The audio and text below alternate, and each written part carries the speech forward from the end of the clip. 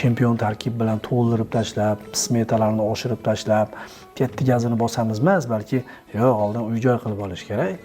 Keyin sekin-sekin, qadamma-qadam, chunki Andijon endi ambitsiyalarni qo'yyapti-da o'rtaga. Shu tomondan ana shu tadbirda qatnashdik.